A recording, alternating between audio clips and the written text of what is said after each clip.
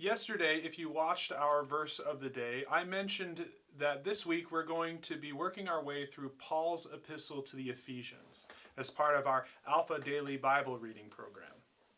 I mentioned then that perhaps the most prominent key theme in the book of Ephesians is the idea that because of our shared identity in Christ, all of the existing barriers that try to divide us in this world should be brought down. Unity in the church, in spite of all the ways this world tries to divide us, is Paul's plea to the believers in Ephesus.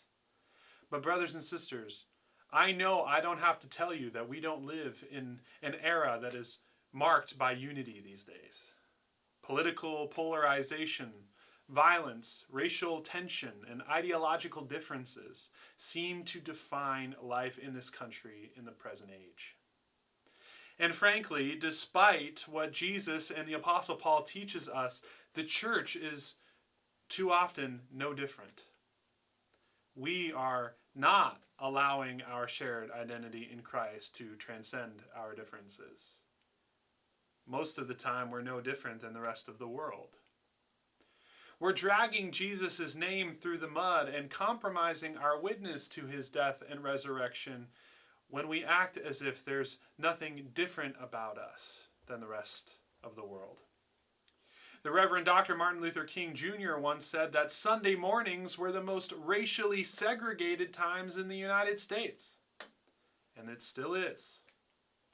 Our churches today are more often defined by which side of the ideological spectrum we fall on, whether we're conservative or liberal, evangelistic or justice-oriented, instead of united together over the shared belief in Jesus we have.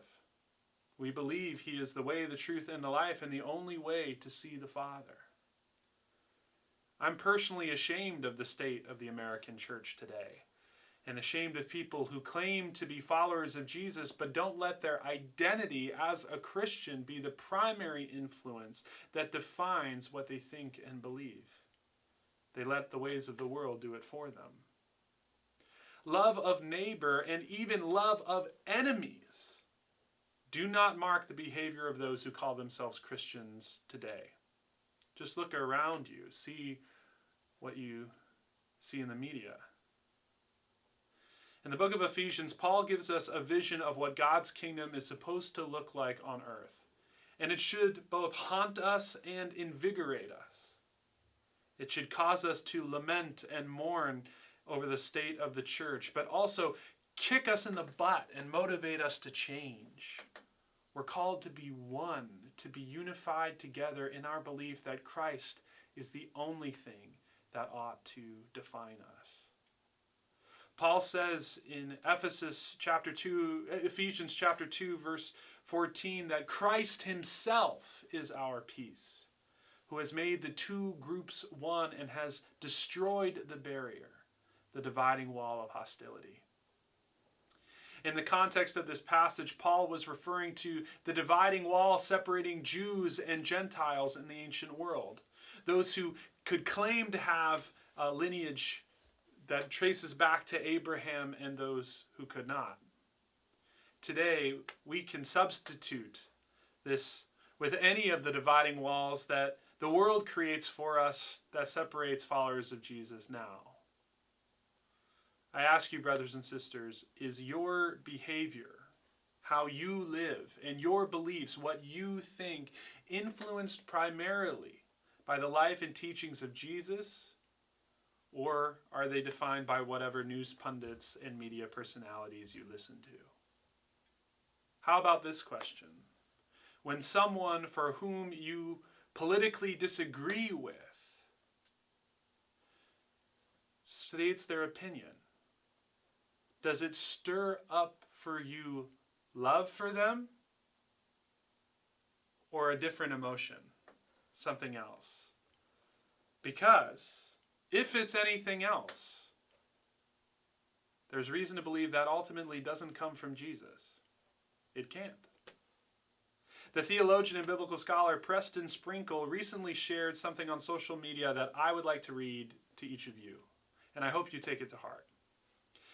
He says, just ask yourself, after watching an hour of, say, CNN or Fox News, fill in the blank with your own preferred media source, am I more or less motivated to love my neighbor on the other side of the political aisle or not? If your answer is less motivated to love, then this is a profound discipleship problem. End quote. Those who claim to call themselves a disciple, a follower of Jesus, should be people who love their enemies and are united together even when they disagree on worldly things, because they do agree with one another on eternal things.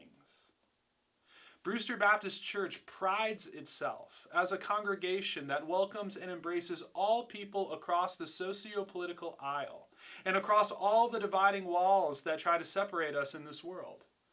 Because at the end of the day, we all love Jesus, and that should be the only thing that matters. Brothers and sisters, I encourage you, if you want to be a part of that vision, then I encourage you, please come to church on Sunday morning. Join us. You're welcome. If you don't, then maybe it's time for you to reconsider if this is the right place for you.